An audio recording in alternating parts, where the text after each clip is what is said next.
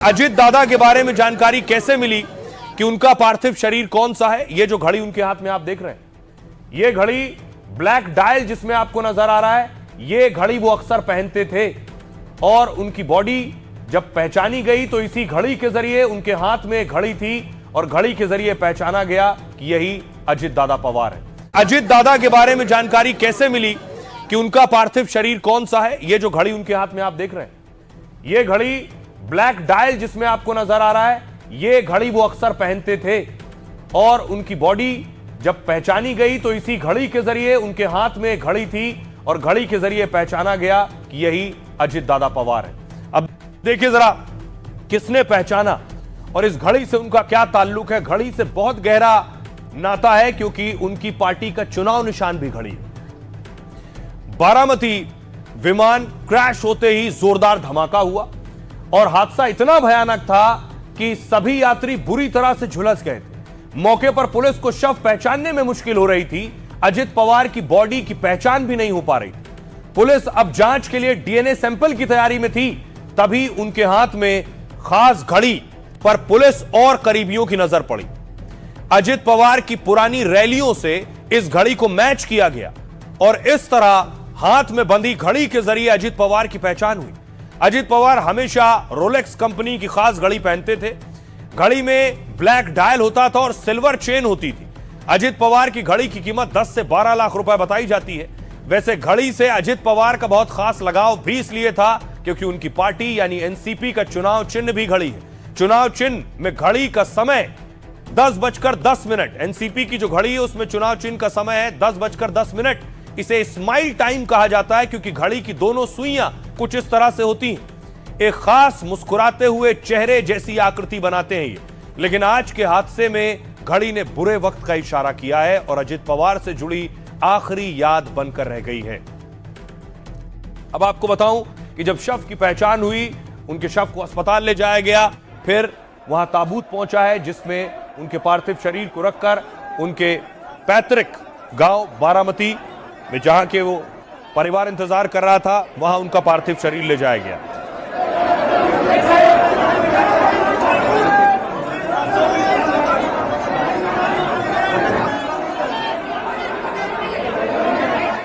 अब देखिए जरा उसके बाद अब सवाल यह है कि जांच आगे बढ़ेगी तो जांच के लिए साइट पर आईजी पहुंचे जहां यह हादसा हुआ है। सबूत जुटाए जा रहे हैं।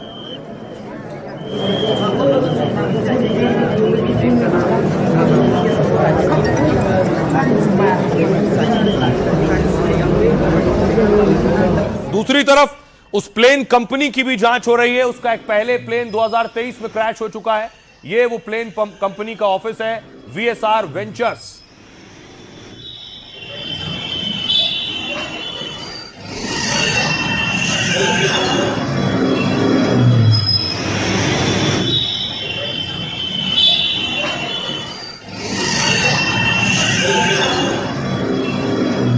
ये तस्वीर उस ऑफिस की देख रहे हैं, वहां टीम पहुंची है। अब देखिए जरा उस विमान को, यह है वो विमान, इसी विमान में चलते थे अजित पवार। तो अजित पवार का जो विमान क्रैश हुआ वो लियरजेट 45 मॉडल का था।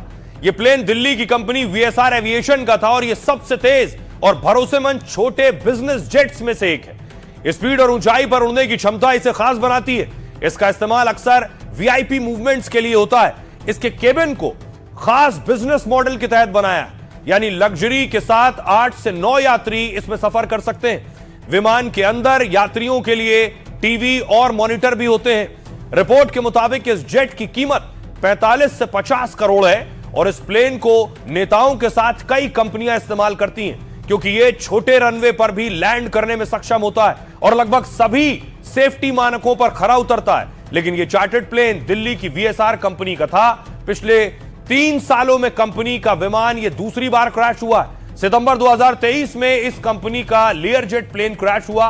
विशाखापट्टनम से मुंबई आते समय विमान हादसा हुआ और उस वक्त विमान में 8 यात्री सवार थे जिन्हें गंभीर चोटें आईं और गनीमत रही कि हादसे में किसी भी यात्री की जान नहीं गई थी। तब सुनिए जरा, अब आपको सुनवाता हूं इस कंपनी के डायरेक्टर का क्या कुछ कहना।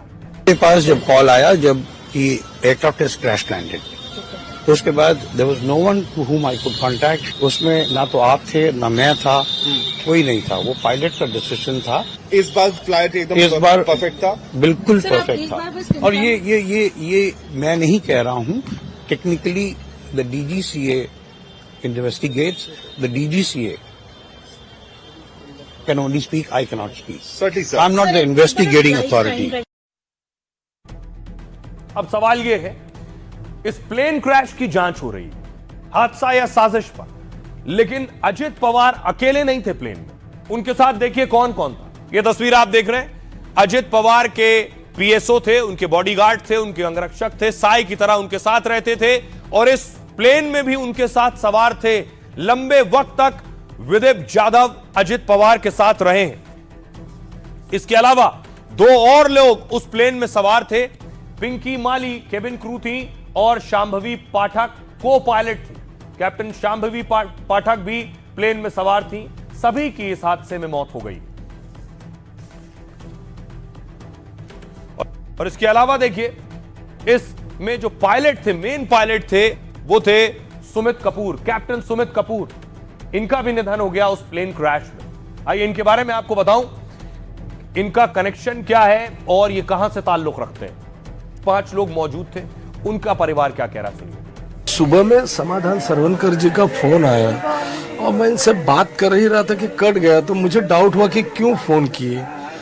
इतने में मैं चैनल चालू किया तो मैं टीवी से मुझे मालूम पड़ा कि अजीत दादा का ऐसा हो गया। फिर बाकी लोगों का फोन आना चालू हो गया कि अरे पिंकी माली आपकी लड़की का अटेंडेंट थी, ऐसा ऐसा। अभी 1 घंटा हुआ। ऐसे मन बहुत घबरा रहा था। मैं सोच रही थी कि क्या कुछ तो हुआ है, पर ये लोग मुझे बता नहीं रहे थे, लेकिन मुझे अंदर से लग रहा था।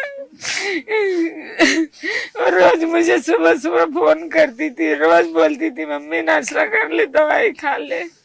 रोज मुझे फोन करती थी, रोज बोलती थी, पर आज उसका कुछ मैसेज का रिप्लाई नहीं आया, कुछ नहीं आया। वो बहुत ही ब्राइट और बहुत ही इंटेलिजेंट लड़की थी, और अभी जो पूरी तरह से वो सारे इसमें काम करके पूरे वीआईपीज को जितने भी, ग्वालियर में भी काफी यहाँ पर जो नेता वगैरह आए हैं वो लेकर आई है। बीच में आके अपनी दादी जी को भी मिलती थी, जब भी आती थी तो टाइम निकाल कर इनके पास आती थी मिलने, और पूरी फैमिली इनकी डिवोटेड है देश के लिए। मतलब अगर क्यों क्रैश हुआ ये और कैसे हुआ, मतलब पायलट की गलती है या फिर जो प्लेन है उसमें कुछ टेक्निकल इशू था या फिर मैकेनिकल इशू था, वो चेक होना चाहिए। तो हमारे लिए बहुत दुख की बात है ये, हमारे लिए, उनकी फैमिली के लिए, पूरी सोसाइटी के लिए बहुत दुख की बात है। जांच पड़ताल होनी चाहिए, क्योंकि 3 बार ऐसा हुआ है, प्लेन क्रैश हुआ है उनका, तो जो कंपनी है उनके ऊपर तो कार्रवाई होनी चाहिए।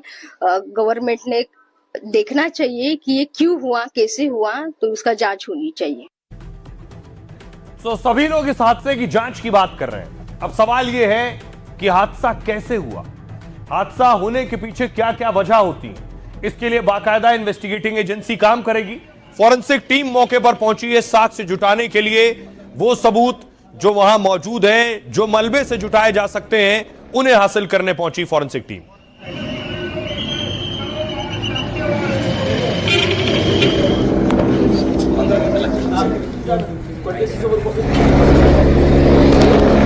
अब देखिए जरा कैसे पता चलेगा हादसा कैसे हुआ और ऐसे हादसे कैसे होते हैं। पहली वजह होती है खराब मौसम।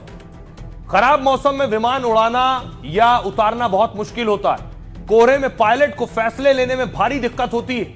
विजिबिलिटी कम होने पर रनवे का सही पता नहीं चल पाता है और ऐसे में गलती और हादसे की संभावनाएं बढ़ जाती हैं। तो क्या बारामती में अजित पवार के विमान में यही हुआ? क्या घने कोहरे की वजह से उनका विमान क्रैश हुआ? दूसरी वजह तकनीकी खामी। आधुनिक विमानों में काफी सेफ्टी सिस्टम होते हैं, लेकिन फिर भी कभी इंजन फेल हो जाता है, कभी सेंसर काम नहीं करता, कई बार सिग्नल फेल होने से भी हादसे हो जाते हैं। क्या अजित पवार के विमान में भी तकनीकी खामी आ गई थी? क्या लैंड होने से पहले प्लेन में गड़बड़ी आई जिससे वो क्रैश हुआ? अगली वजह पायलट की गलतफहमी।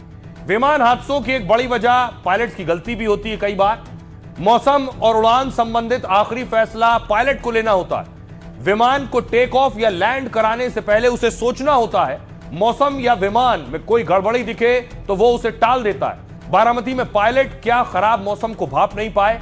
क्या उन्हें विमान उतारने या फिर उड़ाने में भ्रम हो गया उस वक्त? एक और बड़ी वजह एटीसी एयर ट्रैफिक कंट्रोल की लापरवाही भी होता है। विमान के उड़ान और लैंडिंग का पूरा कंट्रोल इस एटीसी के पास होता है। एटीसी पायलटों को बताता है कि दूसरे विमानों से कितना दूर रहना है। एटीसी से ही पायलट को कमांड मिलती है कि कब और कहां लैंड करना है। खराब मौसम या तकनीकी दिक्कत में एटीसी निर्देश देता है।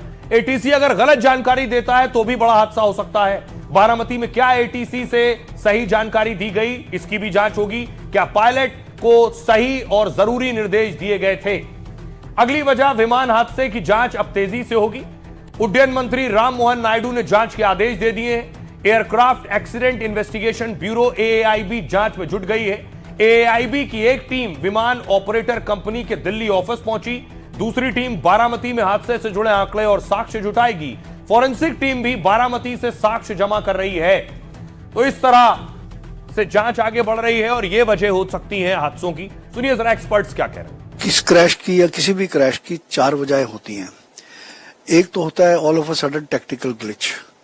सेकंड हो जाता है कि अगर लैंडिंग गियर खुला ना हो। तीसरा हो जाता है कि पायलट पे मतलब प्लेन में बर्ड हिट हो। और चौथा हो सकता है कि all of a sudden visibility clear ना हो।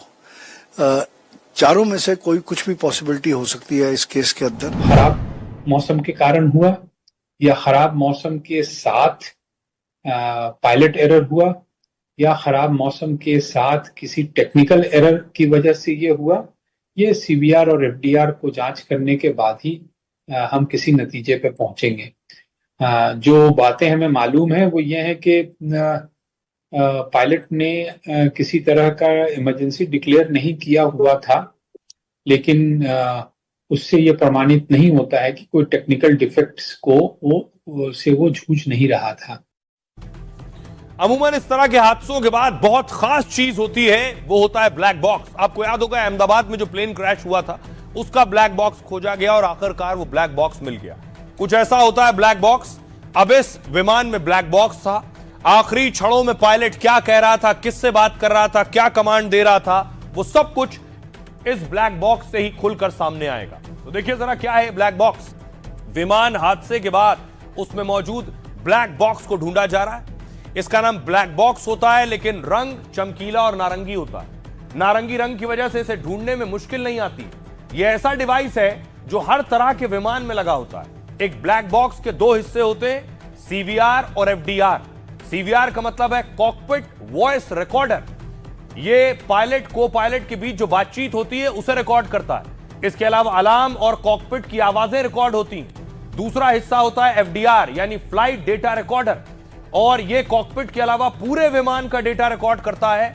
इससे ऊंचाई, गति, दिशा और इंजन के बारे में पता चलता है। इन्हीं जानकारियों से पता चलता है कि हादसा आखिर कैसे हुआ। विमान के ब्लैक बॉक्स को इतना मजबूत बनाया जाता है कि भयानक हादसे में भी वो टूटने ना पाए और ठीक रहे। सुनिए जरा इस पर एविएशन एक्सपर्ट्स क्या कह रहे हैं। फ्लाइट डेटा रिकॉर्डर आजकल डिजिटल होते हैं और उसमें लगातार हवाई जहाज की स्पीड, ऊंचाई, इंजन पैरामीटर्स और सबसे बड़ी बात की हवाई जहाज कहां पर था, किस स्थिति में था, रिकॉर्ड होता रहता है। जो रेस्क्यू टीम होती है उसका एक कर्तव्य यह भी होता है कि अगर डिजिटल फ्लाइट डेटा रिकॉर्डर मिल जाता है तो उसे सही तरह से safely aircraft accident investigation board के मेंबर को सौंप देना।